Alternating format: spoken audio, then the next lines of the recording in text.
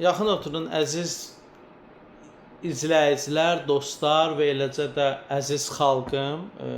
Bu videonu paylaşsaz, istifadələşdirsəz ümumiyyətlə daha yaxşı olar və ümumiyyətlə 1 aprel 2026-cı il vəziyyətinə görə ölkədə müharibə ilə əlaqədar əlilliyi olan şəxslərin sayı 13.972 nəfər göstərir. İndi 5, 10, 15 aşağı yuxarı ola bilər. İndi dəqiq deməyək bu qədərdir.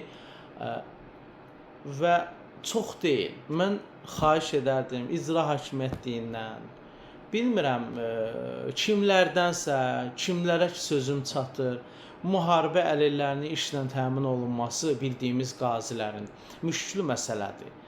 Yəni vəziyyət çox pisdir. Yəni mən xahiş edərdim ki, maraqlanasınız, araşdırasınız. Bəzən müharibə əlillərimiz var ki, evdən çölə çıxmırlar, vəziyyətləri çox pisdir.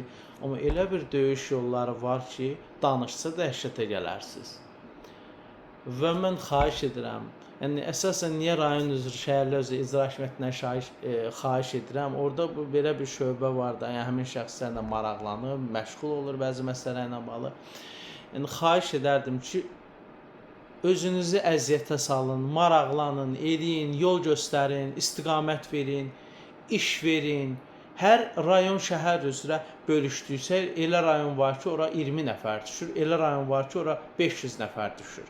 Deyək ki, ən böyük Bakı şəhər üzrə neçə, deyək ki, Bakının rayonları üzrə qoy neçə 100 nəfər olsun. Yəni, işlə ölkə üzrə 10.000 nəfər, 15.000 nəfəri işlə təmin etmək çətin deyil.